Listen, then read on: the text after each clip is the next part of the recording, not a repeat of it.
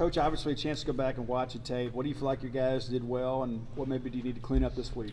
Oh, there's still plenty of things to clean up. I mean, there's issues that don't arise at times. We've got pressure. I thought that was obviously a good thing.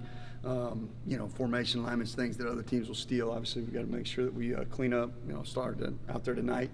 What we did well, probably started out with the pressure. I thought they did a nice job on pressures, on blitzes and things like that, getting home. And I thought we played tighter in coverage as well. So things to build off of, but obviously a ton of things to clean up still. Obviously, it's a fourth quarter game, but how much of a boost did it give your guys to be put in that bad position on the first play and second play and then hold them to a field goal? Well, we've been talking about, critical situations, obviously third down, red zone, all those things. I mean, it doesn't matter when it happens in the game. They get in the red zone or plus side of the field, you got to bow your neck and get a stop. And so, by all means, I think you have confidence. But we've got to make sure, no matter what, whether they start a drive there or get a few plays on us and get there, we've got to make sure our mentality is the same and attack it and get the job done. You mentioned the ability you guys had to get pressured. What was kind of the result of that? Was anything different y'all did, or just they played well? No, there wasn't a whole lot different. We brought a little bit more DB pressure here and there, because they had struggled with it, but there wasn't a whole lot different. Our typical simulated pressures were in, and Buki did a nice job. Deontay did a good job on one of them, getting his hand up late, hitting the quarterback's arm.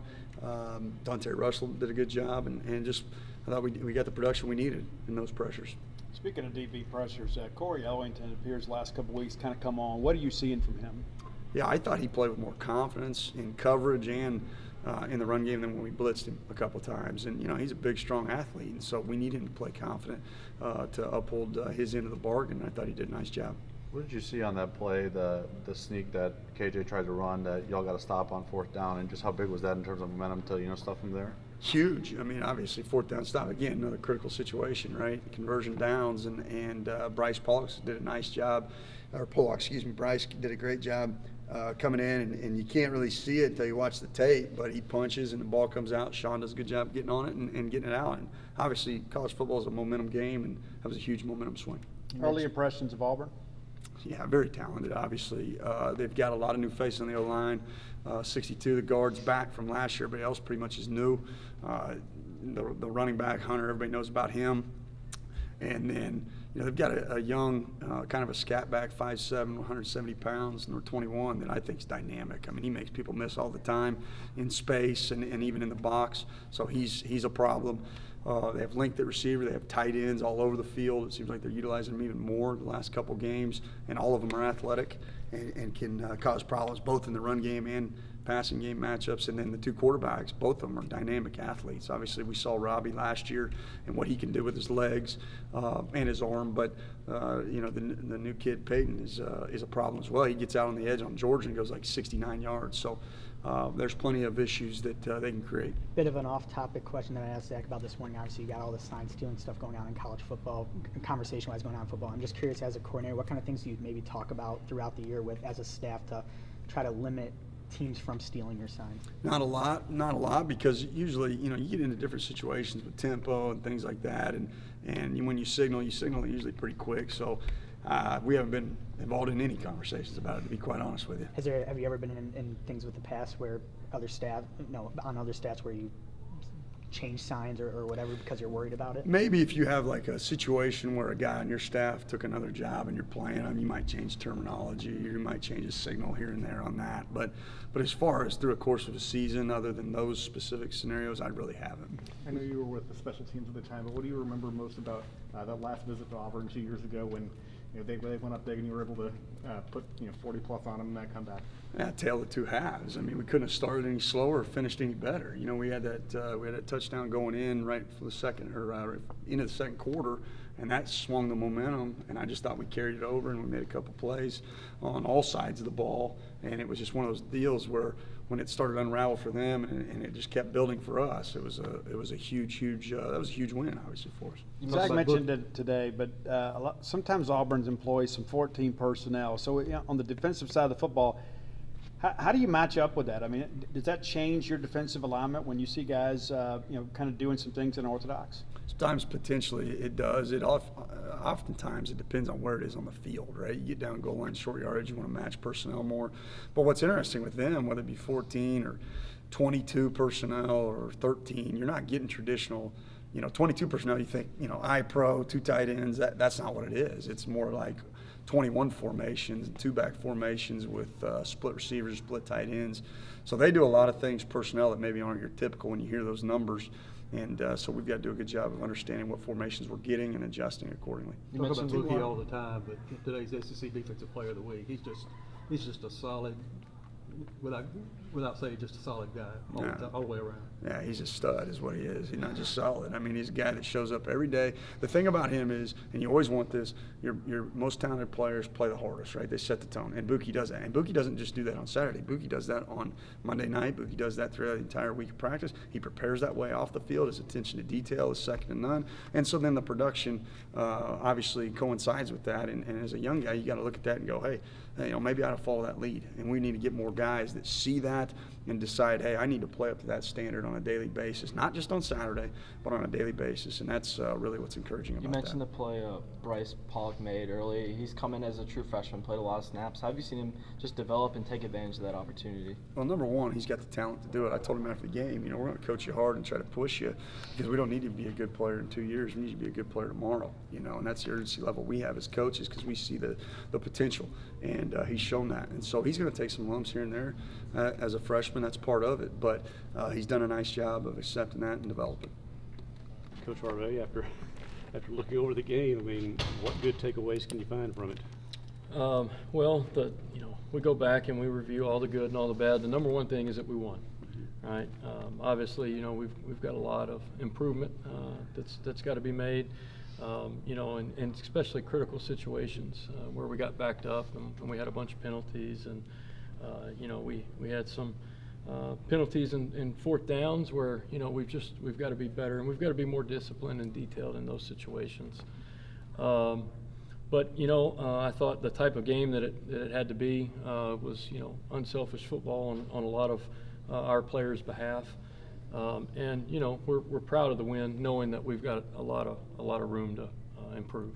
You said you saw the play with Tulu and Harmon on that block there for Xavion. What was kind of your reaction to when you saw that? Yeah, that was an incredible effort. Those guys took the kid and ran him into the sideline and up against the bleachers. And my first reaction was, oh gosh, we better pull off of that sooner so we don't get a penalty. But no, I mean, that's what I was talking about too, is just unselfish, blocking downfield by Tulu and Harmon. We throw a little quick screen to Xavion, and those guys literally, take him and run him out of bounds. And so, I was really proud of their effort, especially on that play. Let's go back to the fourth down play that was kind of the carnival play there. There's a lot going on there. It's like Xavion's not set. Mike's looking at the sideline for a call. The ball gets snapped. When you went down and broke down the film, what did you see there, and what's a teachable moment for you? Yeah, I think the most teachable moment when it gets loud and it gets intense right there, and we get in the huddle and we break out of that huddle. We've got to have some composure and some calmness. We get up there quick to the huddle, and Mike is looking out, waiting for Xavion to get set, and all of a sudden we snap it, and we had some some noise issues that those are all things that I've got to control and I've got to be able to clean up here throughout the week. How did you evaluate Mike's play in his first start here? I think Mike, played well. He's got, obviously there were a couple of throws that he would like to have back, but, getting in the flow of the game and letting it kind of come to him, I thought he made some tremendous runs, in the run game. Obviously we utilize him a little bit different than what we do Will, so he's got a lot more, reads with the defensive lineman up front and stuff, but I thought he handled it well. And we got to continue getting ourselves better and pushing the ball down the field some. Sort of the same question I asked Matt just about sign stealing from an offensive coordinator perspective, just your thoughts on that and sort of how you manage that throughout the year. Yeah, that's a good question. I don't have any thoughts or concerns on like sign stealing. I mean, we prep that so much, and it goes from this person is live, this person is live, this person is live. So if they can figure out who is actually signaling, then they're doing a pretty good job because, you know, each series it's different. Would you like the college game to move towards the headset thing, you know, the NFL does to make that, you know, Yeah, I obsolete? would. I think that'd be cool. I think that'd be really good, and you'd be able to kind of talk to your quarterback and give him those last-minute reminders. And, you know, I know in the NFL they kind of start a play call off, and the quarterback just finishes it, and then you give them your final, hey, man, if it's cover 2, your eyes got to go here, cover 1, and then it cuts off on you. I think that would be cool. But, you know, I'm not worried about, you know, sign stealing. I'm worried about our guys getting the signals. What would you say for the team's composure there, where after the series of false starts, things go like they still have the composure to play the game, throw the ball, make a catch, and keep the chains moving? Yeah, what a phenomenal play by Justin Robinson going up and getting that ball.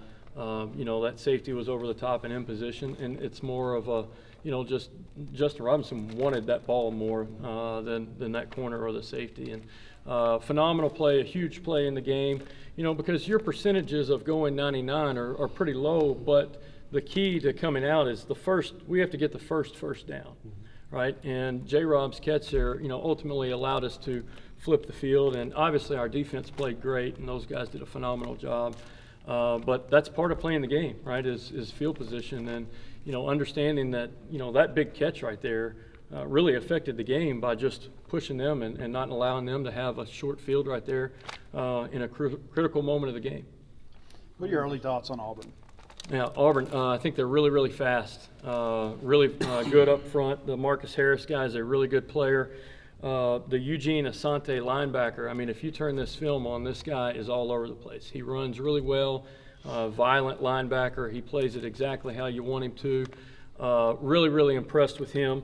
You know, a lot of transfers over the field, all over the field. The Jalen Simpson, the safety's got a bunch of picks. I think he's got great ball skills. You know, and they're a well-coached defense. You know, Ron Roberts does a great job, and, you know, they really do. But my first impression, they run really well to the football. With Mike settling in now, how are you handling Will and Chris this week? Yeah, you know, I tell those guys every week, it doesn't matter, right, who's starting. We all prepare like the starter. And so, you know, I thought they've done a great job of supporting each other and really helping each other out to see, hey, you know, I think this corner is going to do this in this coverage, or, hey, look, here's a nice indicator. These linebackers are on different levels. And so those guys understand that, you know, only one quarterback can play, but the position itself, right, we all contribute to the quarterback play. Outside of that, Creed's touch on him in the first week with those jet sweeps, some of them don't really seem as successful as they were in that game. Is there something schematically, either, you know, boundary blocking, whatever, and why those haven't been as productive as they were to start the year? Yeah, you know, I think guys are, you know, picking up on the jet sweep stuff and making some good adjustments. And, you know, I've got to do a better job of counter adjusting and setting things up beforehand to help some of those jet sweeps out.